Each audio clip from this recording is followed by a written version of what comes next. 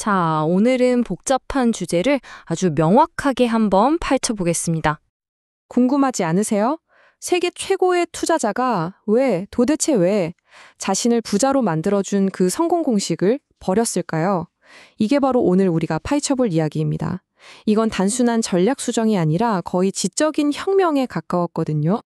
자, 그럼 모든 이야기의 시작점으로 한번 가보죠.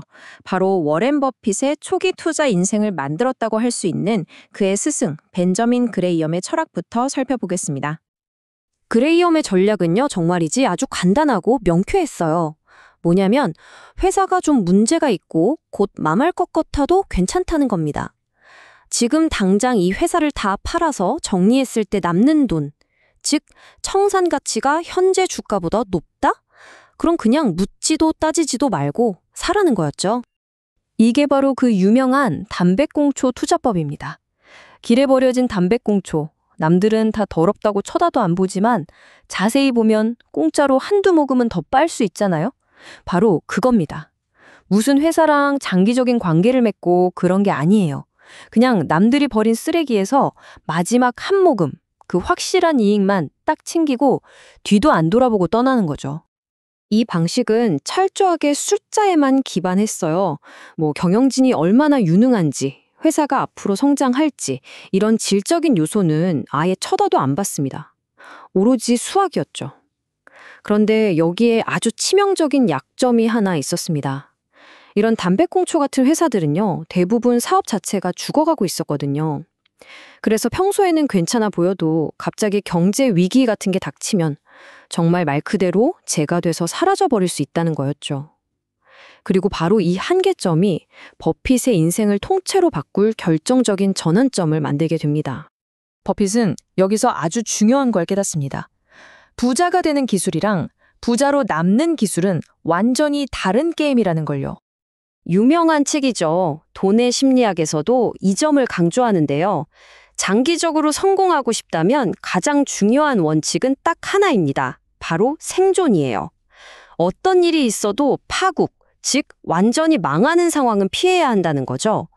왜냐하면 아무리 돈을 많이 벌었어도 단 한 번의 실패로 모든 걸 날려버리면 그동안의 성공이 다 무슨 소용이겠어요. 결국 끝까지 살아남는 사람이 이기는 겁니다. 그리고 마침내 1973년 이 이론이 진짜인지 아닌지 증명할 수 있는 거대한 시험대가 찾아옵니다. 바로 시장 대폭락이었어요. 이건 그냥 좀 주가가 떨어진 수준이 아니었습니다. 거의 70%가 폭락하면서 수많은 투자자들을 파산시킨 정말 끔찍한 약세장이었죠. 여기에 릭 게린이라는 아주 똑똑한 투자자가 있었습니다. 버핏 못지않게 영리했죠. 그런데 그는 레버리지, 그러니까 빚을 내서 투자를 하고 있었어요. 아시다시피 레버리지는 시장이 좋을 땐 수익을 몇 배로 불려주지만 반대로 시장이 폭락하면 손실도 몇 배로 커지잖아요. 결국 그는 빚을 갚지 못할 위기에 처했고 자신이 가진 가장 소중한 자산이었던 버크셔 해서웨이 주식을 주당 $40도 안 되는 헐값에 워런 버핏에게 넘겨야만 했습니다. 정말 뼈아픈 교훈이었죠. 자, 여기서 버핏의 평생 파트너인 찰리 멍고의 말이 정말 핵심을 찌릅니다. 릭도 우리만큼 똑똑했다. 하지만 그는 너무 서둘렀다. 보세요. 실패의 원인이 머리가 나빠서가 아니었다는 겁니다. 문제는 조급함, 그리고 최악의 상황을 대비한 생존 계획의 부재. 바로 이 두 가지의 치명적인 조합이었던 거죠. 친구의 파산을 눈앞에서 목격한 이 뼈아픈 경험은요, 버핏이 가치라는 단어의 의미를 완전히 새로 쓰게 만듭니다. 마지막 한 모금짜기 담배꽁초에서 영원히 돈을 찍어내는 복리 기계로 그의 시선이 옮겨가게 된 거죠. 어떻게 바뀌었는지 한번 볼까요? 이때부터 버핏은 더 이상 죽어가는 담배꽁초를 줍지 않습니다. 대신 당시에는 아무도 거들떠보지 않았지만 사실은 엄청난 잠재력을 가진 활기차게 성장하는 진짜 사업을 찾아 나섭니다. 그 첫 번째 위대한 선택이 바로 워싱턴 포스트였어요. 그는 여기에 $1,100만 투자했습니다. 하지만 중요한 건 예전처럼 단타로 치고 빠질 생각이 전혀 없었다는 겁니다. 그리고 결과는 정말 놀랍습니다. 30년이 넘는 시간 동안 보유한 결과 이 투자금은 무려 $15억 됩니다. 이게 바로 복리의 마법이죠. 이자가 원금에 더해져서 또 다른 이자를 낳고 시간이 흐를수록 자산이 눈덩이처럼 불어나는 이 엄청난 효과. 이건 담배꽁초 투자로는 절대 만들어낼 수 없는 결과였습니다. 자, 여기서 핵심이 나옵니다. 아무리 가격이 싸다고 해도 그 회사의 사업 자체가 서서히 죽어가고 있다면 그 싼 가격표는 아무 의미가 없다는 거죠. 버핏의 관심은 이제 싼 가격이 아니라 영혼이 살아남아 돈을 벌어다 줄 위대한 사업 그 자체로 완전히 옮겨간 겁니다.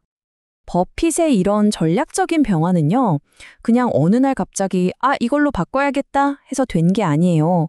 아주 단단하게 서로 맞물려 있는 세 개의 핵심적인 기둥 위에 세워졌습니다. 첫째는 생존입니다. 위대한 기업은 망할 확률이 훨씬 낮으니까 파국을 피할 수 있죠. 둘째는 복리입니다. 훌륭한 회사는 벌어들인 돈을 다시 투자해서 스스로 몸집을 불려나가요. 마치 돈이 돈을 낳는 기계처럼요. 그리고 마지막 셋째는 심리입니다. 시장이 반토막 나는 공포 속에서 내가 뭘 하는지도 모르는 잡다한 회사 수십 개를 들고 있는 것보다 내가 깊이 믿고 신뢰하는 위대한 회사 하나를 들고 버티는 게 훨씬 쉽지 않겠어요? 바로 이 생존, 복리, 심리, 이 세 가지가 버핏의 새로운 철학을 떠받치는 기둥이 된 겁니다. 그렇다고 해서 워렌 버핏이 스승의 가르침을 완전히 부정하고 버린 건 아니에요. 그게 정말 대단한 점입니다. 스승의 핵심 아이디어를 버린 게 아니라 오히려 그 누구도 생각하지 못했던 차원으로 엄청나게 확장시킨 거죠. 그는 가치보다 싸게 산다는 이 기본 원칙은 그대로 지켰습니다.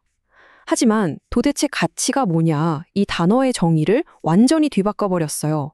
스승인 그레이엄에게 가치가 지금 당장 회사를 팔아치웠을 때 남는 돈이라는 정적인 개념이었다면 버핏에게 가치는 이 사업이 망할 때까지 앞으로 벌어들일 모든 돈의 현재 가치라는 역동적인 개념으로 진화한 겁니다. 버핏의 이 놀라운 진화는 우리에게 정말 중요한 질문을 던집니다. 진정한 성장을 위해서는 생존이 먼저라는 것, 그리고 진짜 가치는 싼 가격표가 아니라 위대한 사업 그 자체에 있다는 것을요. 자, 이걸 우리 삶에 적용해 볼까요? 다음 단계로 나아가기 위해서 지금의 나를 성공하게 만들어줬지만 어쩌면 미래의 나를 가로막고 있을지도 모르는 바로 당신이 버려야 할 성공 공식은 과연 무엇일까요?